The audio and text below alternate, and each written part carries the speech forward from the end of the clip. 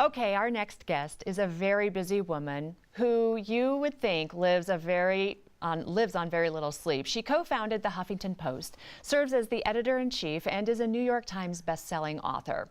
However, Arianna Huffington wants to start a sleep revolution. Her wake-up call came one day after collapsing from exhaustion. She realized that burnout is not the necessary price we have to pay for our success. We're so happy that you're here today, Arianna, to discuss the topic and enlighten us a little bit more. But I want to start with your story. You collapsed, and one day later you thought, this is not right. You are now passionate about sleep. Yes, I collapsed, hit my head on the way down, broke my cheekbone. Oh. And that started my looking at the science, all the new stuff that scientists have found about how non-negotiable sleep is. And realizing that millions of people are burning out, sacrificing their health. You talked earlier about diabetes. Diabetes and obesity are very connected with sleep deprivation. Because when our body is sleep deprived, we crave carbs and sugar. Isn't that the truth? Yes. We all have been there. And we know that that's not good for us. So what has happened is that we know that nutrition and exercise are important, whether we do it or not. We need to realize that the third leg of the stool is sleep. And in the book, I have an entire section on little things you can do, little steps, very manageable, starting tonight to get that good night's sleep that makes you feel completely present and energized in your life, rather than what has happened to all of us, dragging ourselves through the day, becoming irritable, moody, and not really as productive as we could be. Absolutely. So we sacrifice sleep in the name of productivity, but in fact we become much less productive. And that's why we started a big college tour that's beginning today here at the University of Denver, to increase awareness among college students about the importance of sleep and little things they can do even in the dorm room, like having your room really dark. And if you can't make it really dark, wear an eye mask. We're giving students eye masks. Oh, you are? That's great. And earplugs, because again, noise interferes with your sleep. Then what is really important, if you want to really have a fully recharging night's sleep, is to turn off all your devices. You know, we are all addicted to our smartphones, and charge them outside your bedroom, not by your bed. Because then if you wake up in the middle of the night, you're going to be tempted. Yeah, of course you are. To go to your phone, to look at your text, your social media, etc. And if you're feeling stressed for whatever reason, have a hot bath or a hot shower. Oh, I love that idea. And Those are great let tips. the water kind of wash the day away. I love Calgon, take me away, right? You say sleep deprivation is the new smoking. How is that? It is. Well, because it impacts every aspect of our health. When we sleep, our brain is actually in a time of frenetic activity. It cleans up all the toxins that have accumulated during the day. And if we don't sleep enough, it's really an incredible precursor to Alzheimer's. Which is not good. We've seen an epidemic of sleep deprivation, an epidemic of Alzheimer's.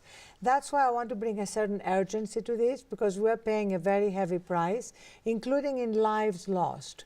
Drowsy driving deaths are up. 8,000 people died last year because of drowsy driving, while drunk driving deaths are going down because we're more aware of not drinking and driving. Right. But people, especially men, who do this whole macho thing, you know, and I'm exhausted, but I'm going to get behind the wheel. And I'm going to drive all night. I'll power through with a coffee or a Coke. And in 2 seconds, you can have a tragic accident. Absolutely. Drowsy driving is very, very a horrible epidemic. But you've got the college tour, you've got the campaign about drowsy driving, you've got this great book. All of this is really important to get the message out. Yes. This became your passion. It is my passion. In fact, today, after I speak at the college and I speak at the National Public Library Convention, we are doing some rides with Uber. So if you want to get another lecture on sleep and a personal consultation with me, you can put the promo code UberDen, and request that I ride along with you I love it. during the Uber ride. And I understand in your book you also have a sleep manifesto, so maybe you can share some thoughts on what's in that manifesto. Yes. So the most important thing about the sleep manifesto is disconnecting from technology. Ideally 30 minutes before you're going to turn off the lights, but start with 5. My whole philosophy is start with something. And having a transition to sleep, like you have children. You know, when they were little, you don't just drop them in bed.